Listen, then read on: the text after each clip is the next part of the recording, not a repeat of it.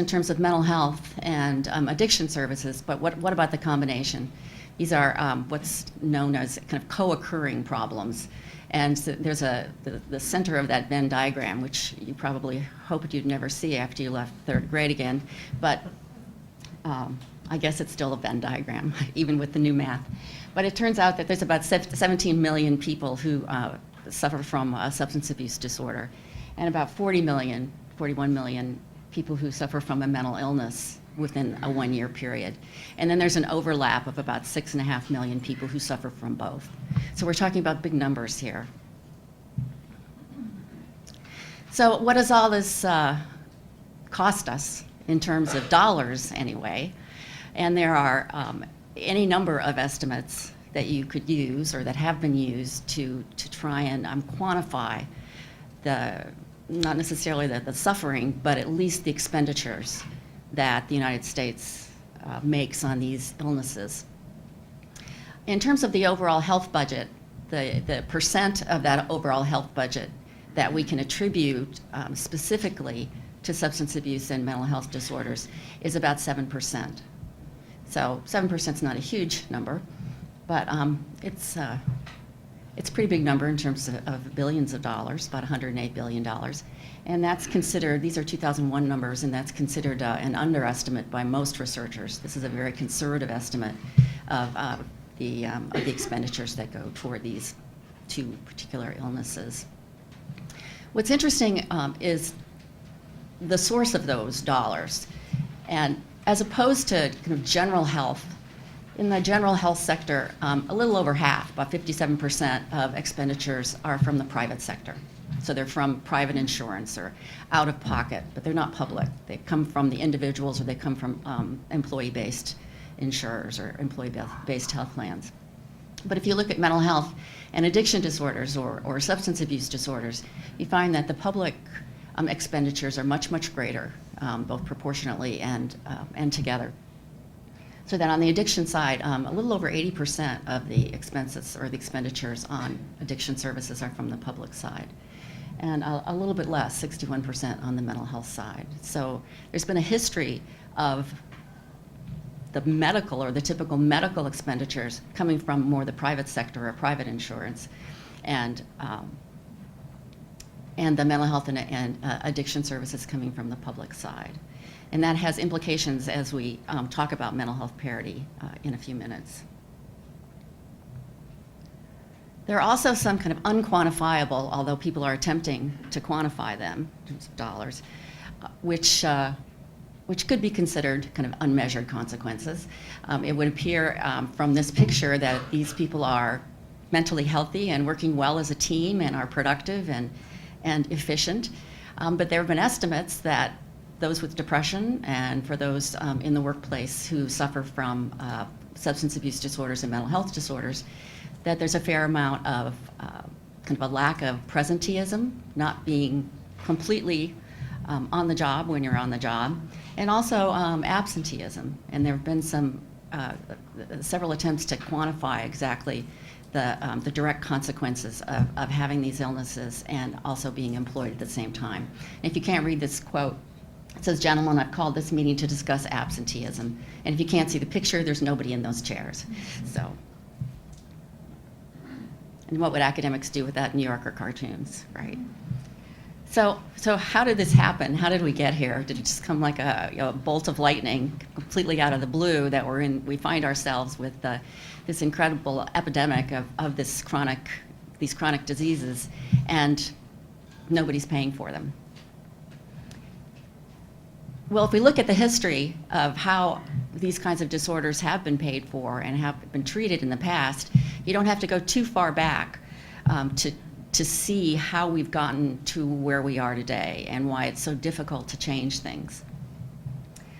This is Dorothea Dix, and some of you may have heard of her in grade school or maybe not, but she was a kind of an upper class woman in Boston, the Boston area, and after she finished doing a lot of good things around Boston, she retired. And one of my favorite quotes is the one at the top: "After 2 years, since leisure afforded opportunity and duty prompted me So I'm waiting for leisure to afford me the opportunity and duty to prompt me to do the same thing, to visit several prisons and almshouses in the vicinity of this metropolis. And what she found in her volunteer effort to go around and find out kind of where were who were the people in the jails and who were the people in the so-called asylums at the time. And what she found was that the mentally ill, as she defined them as the insane people, were in the prisons. And that's where they had been essentially internationally as well. Another quote from her report was delivered to the Commonwealth in 1843. She says, "I proceed, gentlemen, briefly to call your attention to the present state of insane persons confined within the Commonwealth. They're in cages, closets, cellars, stalls, pens, chained, naked, beaten with rods, and lashed into obedience." And so this is how, let's see, is that 200? Not even 200 years ago, right? 150 years ago. This is how we treated them. And finally, cost was an issue back then. I mean, what she reports to the Commonwealth is that she found these two females, and they're in one bed, and the bed is filled with straw, and she talks to the administrators, to the managers of this prison, and finds out that these women are, at least one of them is curable. But the overseers of the poor have declined giving her a trial at the hospital, as I was informed, on account of expense. And so it's not too different from 100 years later. This is, so Dorothea Dix was in the Commonwealth around Boston, and this particular quote, which isn't very visible, I can see from here with this light, is from London about the same time, about 10 years later, actually. And it was written by a physician who actually had spent some time in what was known as the insane asylums in France and in London at that point. And his quote is that it had been 16 years prior to 1856, it was mandated that there would be no more restraints on individuals in the jails and in the asylums. And yet, 16 years later, those restraints were still in place.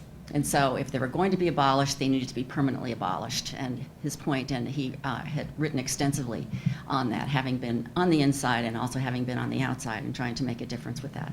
So the problem wasn't just in the United States, and it wasn't just in Boston area, it was also over in London. Clifford Beers was in 1908, is the founder of kind of the mental hygiene or the hygiene movement, medical hygiene movement. And he actually kind of went on the road to try and make a case for these very same issues. And you could almost say that in 1908, kind of the first parity notion anyway, was actually put into print and was actually kind of broadcast around the country. And what he said was to secure the same standards for the mentally ill, same high standards of medical attention as that generally accorded to the physically ill. So this is in 1908. And there was a sense then that there was this dichotomy between medical and mental, and people were getting treated differently as a result of that.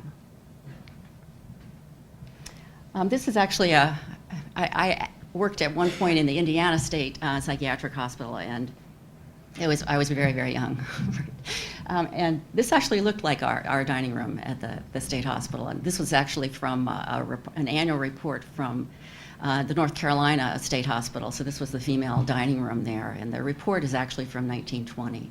So it's, as you can see, it's pretty fashionable, pretty high class. And this was the drug room. This always reminds me of One Flew Over the Cuckoo's Nest a bit. Probably it does you as well. Finally, I want to say something about France, because London wasn't the only non-American country to take issue with the financing and treatment of the mentally ill. And this was from a French poet and playwright who also had been on the inside of these institutions, who took advantage of his ability to craft with words, to say that the mental hospital under the cover of science and justice is comparable to a barracks, a penitentiary, and a penal colony. So, so this is what we start with, essentially, coming into the next century. So in the middle of the 20th century,